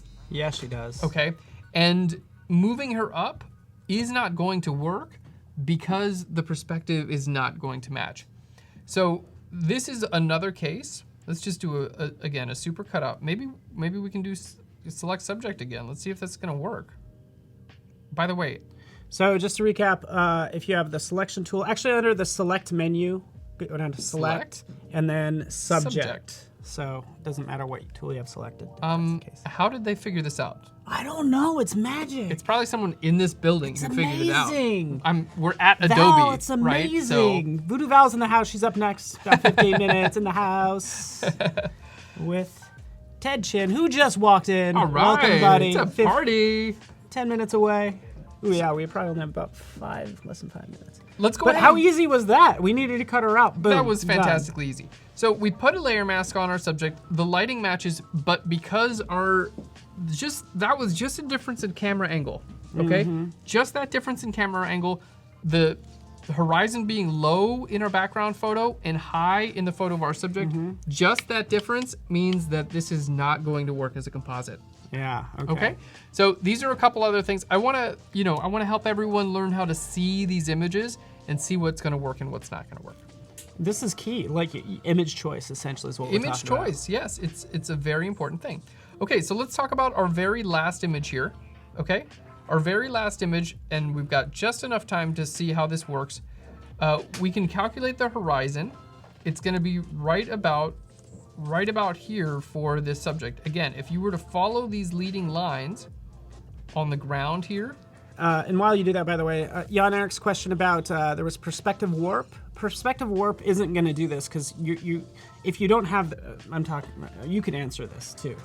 Go for it. Sounds like you know what's up. No, well, I mean the pixels aren't there to begin with. It's not like you can adjust her shoulder to remove part of it. It works best for like more angular objects. So if you're talking like a car or buildings or something like that. So maybe in our first example, if we dealt with something like that, we have buildings and we need to add a new building, that's where the perspective warp would work. Yeah, fantastic example. And let me just use this camera to demonstrate, okay? So if we're looking down at our subject, we're gonna see the top of the camera a little bit, right? So I'm looking down at this camera, I'm gonna see the top of it. But if I move this camera up, we're gonna now start to see the bottom of the camera a little bit, okay? And perspective tools in Photoshop are not gonna be able to actually change it from seeing the top to seeing the bottom. Yeah. So that's kind of the deal. If we're looking down at a subject, we're gonna see the top of the subject. If we're looking up at a subject, we're gonna see the bottom. We're gonna see the bottom of the subject a little bit. So that's kind of what we're dealing with our horizon also. So even if you were to get them in the right place, you would definitely still see a shift there that would make the image simply not look realistic. Yeah, perfect. So let's go ahead. We've got our new subject here. We've got our horizon. So we can go ahead and bring our subject, here. Go ahead and match those horizons. There we go. Now I'm gonna hit Control or Command T. We're gonna bring our perspective point right to the middle there. And then look at this. I can simply make our subject go back in the distance. She looks like she's going back in space and getting closer. And no matter where we're gonna put her, she's gonna be in the right place. So here you can see we've matched the perspective, okay? between our subject and the background. There we go. Now, the lighting is a pretty decent match as well. Foggy day with my subject, foggy day with background. So if I go ahead and cut her out of the background real quick, you can see already she's got the makings of a successful image. Now, in this case, we would have some work to match the lighting. You know, we'd want to bring in some of this green to make that reflect on her subject. We want to add a shadow and work with our light levels a little bit, but Ooh, into it. that type of work, and I'm bummed we only have about 5 minutes left. Well, we have kind of like less than that. Yeah, Probably we like a can minute just or so, start but- with this tomorrow morning. So that'll Ooh, give what a everyone cliffhanger. little hook. Oh, he's Come got back. us. People were just asking about the match color and everything. Yes, because Thank you, John Eric. Sorry to get your question earlier, but I think you've done a lot, especially I think putting all this in the back of our head, thinking about that, especially in terms of the challenge, selecting the right photos, whether they have the right lighting, the right angle, and all that stuff is key. yeah. So we'll pick up with this tomorrow where I'll show you how to match the lighting. We'll go ahead and create a shadow, and we're gonna make this look absolutely flawless and introduce you to some other fantastic tools in Photoshop that are gonna make your composite look more realistic. Fantastic. Aaron Nace in the house today, tomorrow, Thursday. So fun. Yes. So check him out. Ted Chin up next. We also have Alexandria. Alexandria's coming up and hang out with us all day, clear till 3 p.m. Stick around, everybody. Did you have fun? I had an absolute blast. Thank you so Sorry. much, Paul, and everyone.